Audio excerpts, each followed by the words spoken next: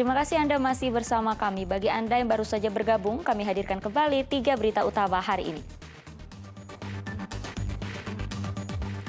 Cegah COVID-19 kembali meluas, calon penumpang kereta perjalanan jauh wajib sudah di-booster atau menunjukkan tes PCR atau antigen negatif COVID-19.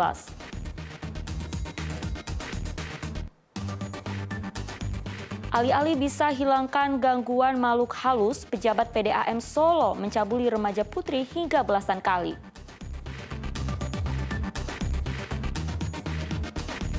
Warga terdampak proyek jalan tol Solo-Yogyakarta mendadak jadi miliarder setelah menerima uang ganti rugi lahan.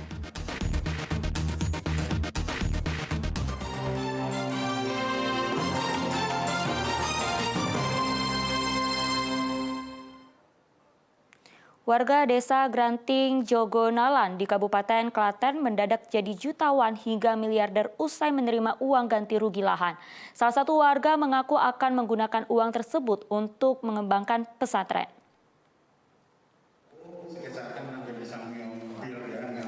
Jumakir tak pernah membayangkan kelak akan menjadi miliarder.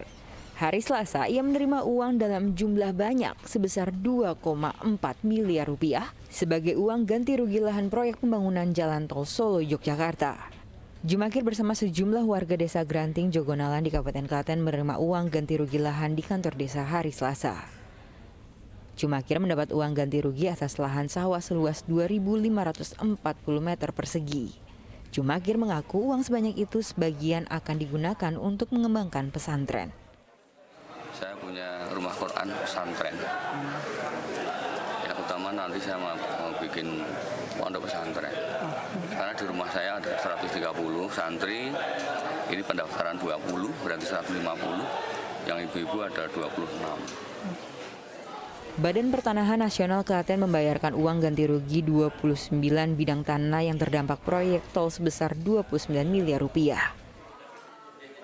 Ada 2.651 bidang yang sudah kami musyawarahkan. Itu yang sudah kami bayar, itu yang sudah disetujui oleh Elman, itu sebanyak 1.919. Proyek pembebasan lahan dan ganti rugi lahan yang terdampak jalan tol baru mencapai sebagian. Tol lahan yang terdampak mencapai 3.961 bidang. Pembayaran ganti rugi sejauh ini sudah mencapai 1.948 bidang lahan. Krisna Agung melaporkan dari Kabupaten Klaten.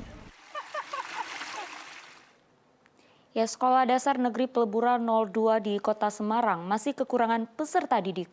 Untuk memenuhi kuota, pihak sekolah masih buka pendaftaran hingga akhir Juli ini. Kegiatan belajar tahun ajaran baru di SD Negeri Peleburan 02 Kota Semarang telah dimulai. Sayangnya mereka masih kekurangan peserta didik. Hanya 19 murid yang terdaftar dari kuota 28 murid yang dibuka.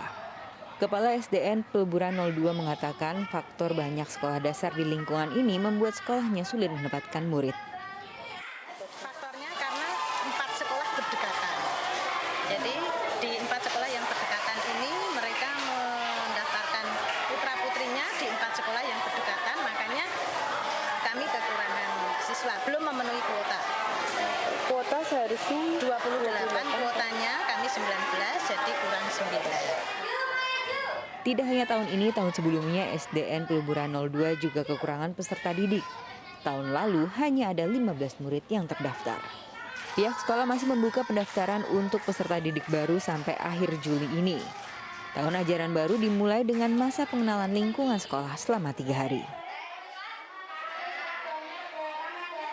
Ali Muftagir melaporkan dari Kota Semarang.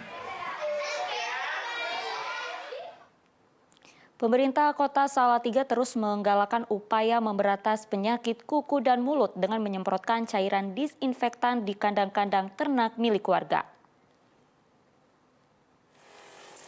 Petugas Dinas Pangan dan Peternakan Kota Salatiga menjemput bola dengan mendatangi kandang ternak warga di Kecamatan Argo Mulyo.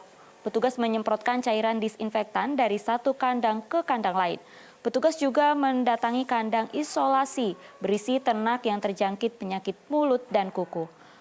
Penyemprotan untuk mensterilisasikan kandang dari virus sehingga ternak yang sudah sehat bisa segera divaksin. PMK berdampak pada menurunnya produksi susu sapi. Seperti yang terjadi pada sapi perah kelompok Tani Rukun Santoso.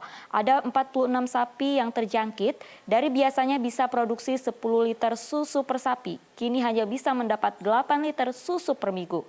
Tercatat masih ada 126 ekor sapi yang tertular dari total 586 yang terkena PMK. 9 sapi mati akibat wabah ini. Programnya sampai selesai ya Mas ya, sampai sembuh gitu. Kita pengobatan semua dengan paket yang berbeda sesuai dengan laporan pertama begitu kayak. Kalau laporannya awal ya semakin cepat ditangani, semakin segera sembuh gitu aja. Sementara itu warga desa Semaur di Kabupaten Blora memburu ular piton berukuran besar karena meresahkan lantaran memangsa ternak warga. 2 ular piton berhasil ditangkap dari lubang besar.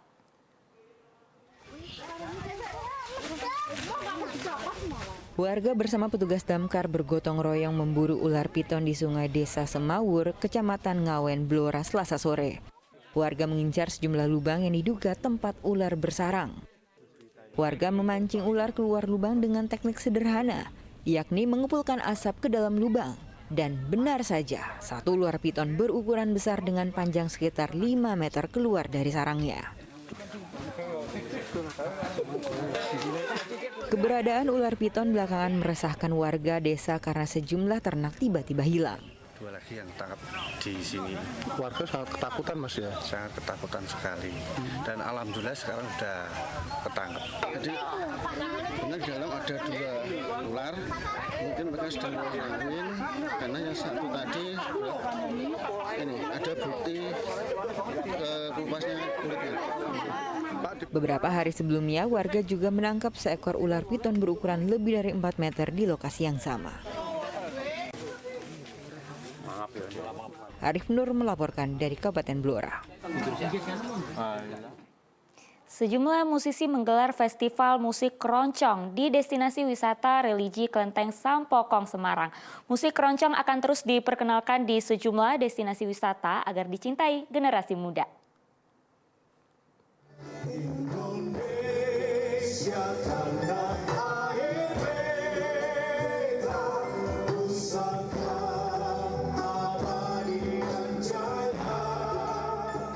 Penampilan grup musik keroncong legendaris Congrok 17 menandai festival musik keroncong di pelataran Kelenteng Sampokong, Kota Semarang.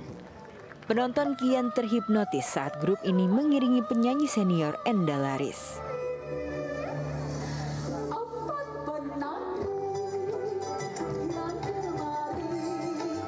Selain grup Congrok 17, sejumlah musisi keroncong dari berbagai daerah juga unjuk gigi.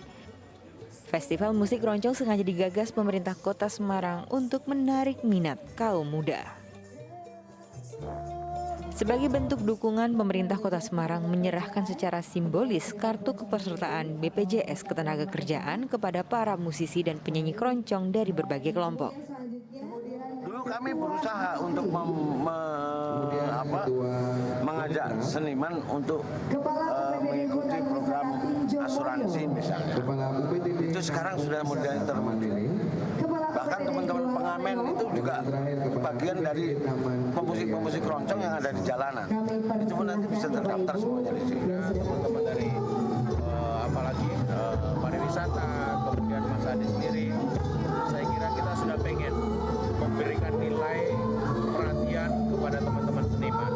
Ini mungkin langkah awal kita, masih banyak hal-hal yang lain mungkin yang bisa kita lakukan ke depan. Musik keroncong akan terus diperkenalkan kepada para generasi muda. Para musisi diberikan panggung untuk tampil di sejumlah destinasi wisata unggulan di Kota Semarang seperti Lawang Sewu, Kota Lama, Argo Wisata Tinjo Moyo, Wisata Gua Kreo, dan Kelenteng Sampokong. Agus Hermanto melaporkan dari Kota Semarang.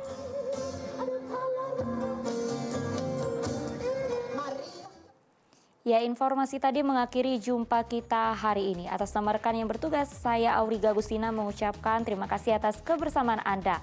Selamat beraktivitas dan sampai jumpa.